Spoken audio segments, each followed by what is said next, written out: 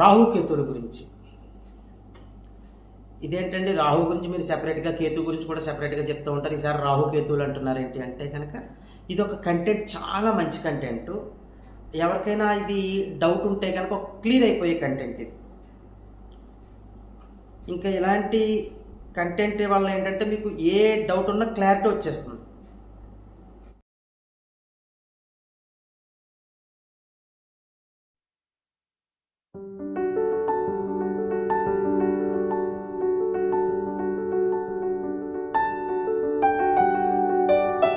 శ్రీ మాధవానంద గురుభ్యో నమః. శ్రీమాత్రే నమః.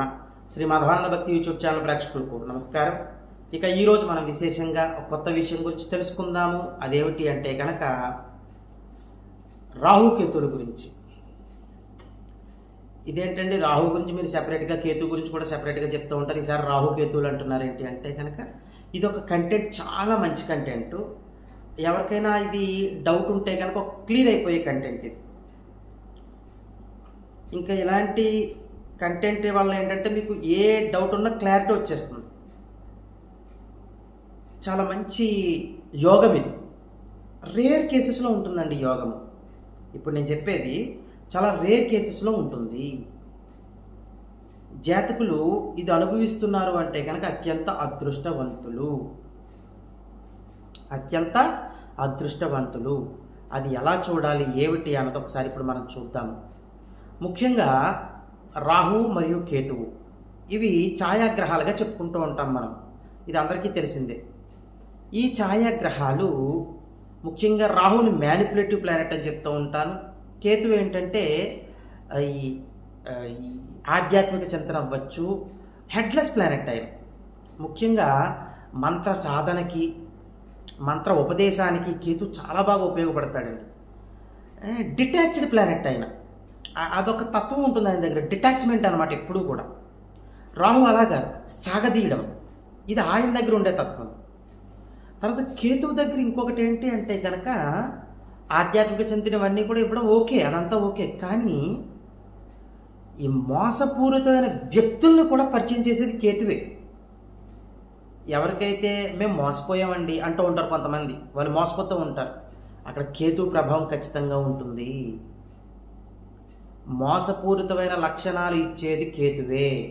అంటే కేతువు కాంబినేషన్ బట్టి వీళ్ళు మోసపోతారా, మోసం చేసే వ్యక్తులా అని చెప్పేయచ్చు. అర్థమైందా? చాలా అంటే అంత పవర్ఫుల్ ప్లానెట్ అనమాట కేతువు.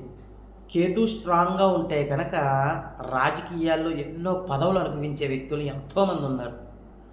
అదే పదవుల్లోనే వాళ్ళు గతించేసిన వాళ్ళు కూడా ఉన్నారు. కేతు అయిపోయి శుక్రమార్ధ సెంటర్ అవ్వగానే శుక్రుడు స్థానం బాగోకపోతే అదంతా మళ్ళీ వేరే కంటెంట్, ఇదంతా కూడా జరుగుతుంది. కానీ కేతువు ఇక్కడ ఇంకొకటి అండి, కేతువు విషయం వచ్చింది కాబట్టి కేతువు ఎవరికైతే స్ట్రాంగ్గా ఉంటారో లేదా కేతు మహర్దశలో కనుక ఏదైనా పని మొదలు పెడతారో అది లాంగ్ రన్ కూడా వెళ్తుంది.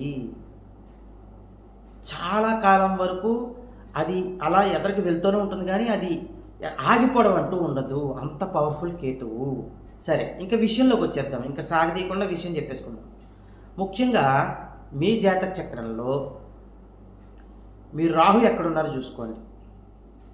మీ రాహు ఎక్కడున్నారో చూడండి, ఏ రాశిలో ఉన్నారో చూడండి, ఆ రాశ్యాధిపతి ఎవరో చూసుకోండి. మీ రాహు రాశ్యాధిపతి, కేతువు ఏ రాశిలో ఉంటారు? ఇప్పుడు దానికి సమసప్తకాలు కదా, రాహు ఒక రాశి ఉంటే దాని ఆపోజిట్ రాశిలో కేతువు ఉంటారు. కేతువు రాశ్యాధిపతి. ఫస్ట్ థింగ్, వీళ్ళిద్దరూ కనుక కలిసి ఉన్నా, రాహు రాశ్యాధిపతి, కేతు రాశ్యాధిపతి ఇద్దరూ కలిసి ఉన్నా, లేదు ఇద్దరూ పరస్పరం చూసుకుంటున్నా, జాగ్రత్తగా వినండి. రాహు రాశ్యాధిపతి, కేతు రాశ్యాధిపతి కలిసి ఉన్నా, ఇద్దరు పరస్పరం చూసుకుంటున్నా, పంచమ భాగ్యస్థానాల్లో ఉన్నా వాళ్ళకి అత్యంత ధనయోగాలు కలుగుతాయి. అత్యంత ధనయోగాలు కలుగుతాయి. అంత పవర్ఫుల్ అండి. ఫస్ట్ పాయింట్ అనమాట ఇది. రాహు రాశ్యాధిపతి, కేతు రాశ్యాధిపతి కలిసి ఉండాలి, లేదా పరస్పరం చూసుకోవాలి, లేదా పంచమ భాగ్యస్థానాల్లో ఉండాలి. వీళ్ళకి విపరీత ధనయోగాలు కలుగుతాయి. అయిపోయింది. నెక్స్ట్ పాయింట్ వద్దాం. రాహు రాశ్యాధిపతి ఇందాకట్లాగే కేతువు రాశ్యాధిపతి. వాళ్ళు ఏ రాశుల్లో ఉన్నారో చూడండి. ఇప్పుడు సెకండ్ పాయింట్ ఏం చెప్తుందంటే ఆ రాశ్యాధిపతులు రాహు రాశ్యాధిపతి, కేతు రాశ్యాధిపతి ఏ రాశుల్లో ఉన్నారో చూడండి. రాహు రాశ్యాధిపతి ఒక రాశిలో ఉంటారు కదా. ఇప్పుడు ఆ రాశ్యాధిపతిని తీసుకోండి. రాహు రాశ్యాధిపతి ఏ రాశిలో ఉంటారో ఆ రాశ్యాధిపతిని, కేతు రాశ్యాధిపతి ఇంకో రాశిలో ఎక్కడో ఉంటారు కదా ఆ రాశ్యాధిపతిని. ఇప్పుడు ఈ ఇద్దరు రాశ్యాధిపతులు కలిసి ఉన్నా, వీళ్ళు పరస్పరం చూసుకుంటున్నా, వీళ్ళు పంచమ భాగ్యస్థానాల్లో ఉన్నా వీళ్ళకి డబుల్ ధమాకా అని చెప్పచ్చు. అత్యంత ధనయోగాలు కలిగే కాంబినేషన్ ఇదే. ఫస్ట్ కంటెంట్ కంటే కూడా చాలా పవర్ఫుల్ కంటెంట్ ఈ రెండోది. రాహు రాశ్యాధిపతి, కేతు రాశ్యాధిపతి ఏ రాశిలో ఉంటారో ఆ రాశ్యాధిపతి. వీళ్ళిద్దరూ కలిసి ఉండాలి, లేదా పరస్పరం చూసుకోవాలి, లేదా పంచభాగ్యాల్లో ఉండాలి. ఇలా ఉండాలి. ఉన్నప్పుడు వీళ్ళకి అత్యంత ధనయోగాలు కలుగుతాయి. క్లియర్ అయిందండి పాయింట్? సింపుల్. ఇప్పుడు నేను చెప్పిన కాంబినేషన్ ఎవరికైతే ఉంటుందో వాళ్ళు అత్యంత అదృష్టవంతులు. ఆ సమయంలో వీళ్ళకి రాహు మహర్దశ జరుగుతున్నా, లేదు కేతు మహర్దశ జరుగుతున్నా, లేదు రాహు రాశ్యాధిపతి యొక్క మహర్దశ జరుగుతున్నా, కేతువు రాశ్యాధిపతి యొక్క మహర్దశ జరుగుతున్నా, రెండో పాయింట్ చెప్పుకున్నామే ఆ రాశ్యాధిపతి అంటే రాహు రాశ్యాధిపతి ఏ రాశిలో ఉంటారో ఆ రాశ్యాధిపతి మహర్దశ జరుగుతున్నా, కేతు రాశ్యాధిపతి ఏ రాశిలో ఉంటారో ఆ రాశ్యాధిపతి యొక్క మహర్దశ జరుగుతున్నా, ఆ మహర్దశల్లో వీళ్ళకి ఈ ధనయోగాలు కలుగుతాయి. వీళ్ళు అదృష్టవంతులు అని ఒక్క మాటలో చెప్పేసేయచ్చు. తర్వాత వీళ్ళు కలిసి ఉన్నప్పుడు, పరస్పరం చూసుకుంటున్నప్పుడు, లేదా ఇద్దరు పంచమ భాగ్యాల్లో ఉన్నప్పుడు, లేదా వాళ్ళు పంచమ భాగ్యాల్లో ఉన్నప్పుడు, ఇది అసలైన పాయింట్. ఇప్పుడు నేను చెప్పేది ఆ స్థానాలు కనుక కలిసి ఉన్నప్పుడు చెప్పుకుందాం. ఫస్ట్ వాళ్ళిద్దరు కలిసి ఉన్నారు అనుకుందాం. ఇది కలిసి ఉన్నప్పుడేనండి, కలిసి లేకపోతే మనం ఏం చేయలేం కదా.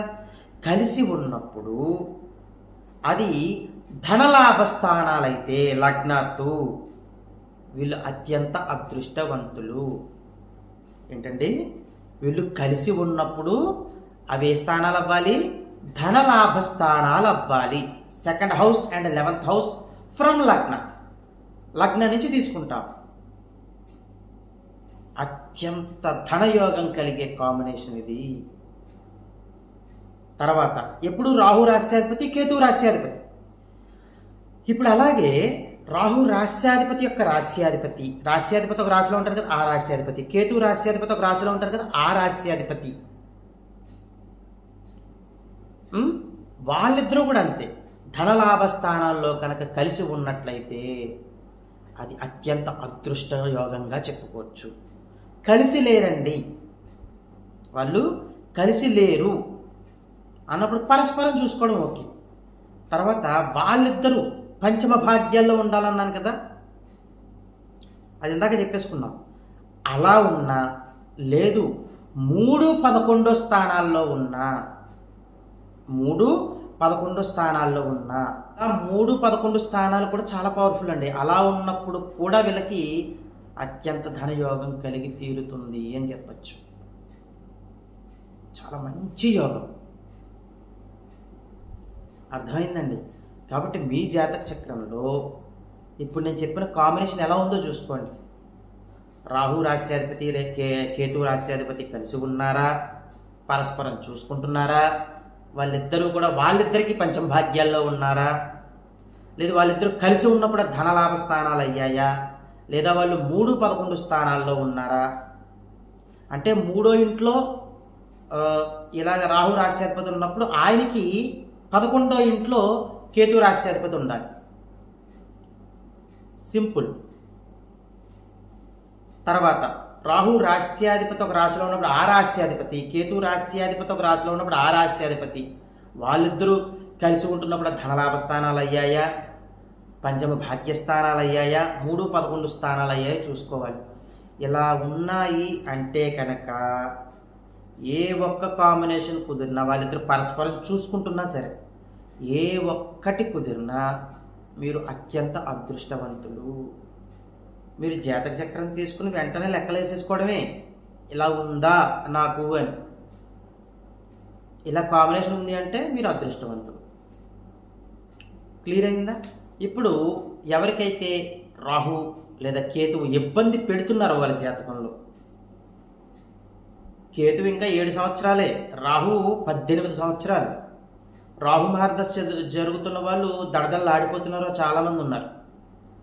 దడదల్లా ఆడిపోతూ ఉంటారు వాళ్ళు. రాహు ధన నష్టము, ఆస్తి నష్టము, చేతి వరకు వచ్చి డబ్బు చేజారిపోవడము, వాళ్ళది అనుకున్నది వాళ్ళది కాకుండా పోవడము.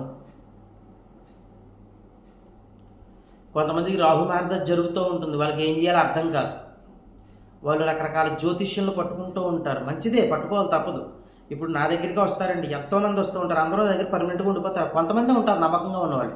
మిగతా వాళ్ళు ఏంటంటే వాళ్ళు మారుస్తూ ఉంటారు జ్యోతిష్యులు. ఆ జ్యోతిష్యుడు ఏం చెప్తాడు, ఈ జ్యోతిష్యుడు ఏం, అలా మారుస్తూ ఉంటారు. అయినా వీళ్ళకి రిజల్ట్ రాదు వాళ్ళకి, ఎందుకంటే వాళ్ళ కర్మఫలం అలా ఉండిపోతుంది. ఇంకా అది తొలగాలి. ఈ రెమెడీ ఏంటంటే కర్మఫలం తొలగడానికి. ఇప్పుడు నేను చెప్పేది రాహు వల్ల కానీ కేతు వల్ల కానీ, కేతు కంటే కూడా రాహుకు బాగా పనిచేస్తుంది ఈ పరిహారం. కేతువు కూడా పనిచేస్తుంది, కానీ కేతు కంటే కూడా రాహుకు బాగా పనిచేస్తుంది. ఏం చెయ్యాలి అంటే కనుక వెళ్ళు ప్రతి ఆదివారము కూడా, ఇది కూడా ప్రతి ఆదివారము కూడా నవగ్రహాల దగ్గరికి వెళ్ళాలి. నవగ్రహాల దగ్గర 27 ప్రదక్షిణలు చెయ్యాలి. 27 ప్రదక్షిణలు చెయ్యాలి. చేసి ఇంటికి వచ్చేయండి. ఇంటికి వచ్చి నిత్య దీపారాధన చెయ్యండి. అక్కడ ప్రదక్షిణ చేసి ఇంటికి వచ్చి కాళ్ళు కడుక్కుని నిత్య దీపారాధన చెయ్యండి. చేసి ఒక అమ్మవారి ఫోటో తీసుకోండి. అమ్మవారి ఫోటో దగ్గర చెయ్యాలి నిత్య దీపారాధన. ఆ అమ్మవారికి గులాబీ పూలమాల వేసి దుర్గా అష్టోత్తరాన్ని చదువుకోవాలి. ఇలా చేస్తూ ఉండడం వలన వీళ్ళకి ఏదైతే రాహు ఇబ్బంది పెడుతూ ఉన్నాడో ఆ రాహు ఇబ్బంది నుంచి బయటపడి మంచి ఫలితాలు కలుగుతాయని చెప్పుకోవచ్చు. ఇవన్నీ చేసుకుంటూ మీరు సంఘంలోనూ సమాజంలోనూ మంచి పేరు సంపాదించుకుంటూ మీ కుటుంబ సభ్యులతో సుఖశాంతులతో జీవించాలని కోరుకుంటూ సర్వేజన సుఖనో భవంతు. శుభం.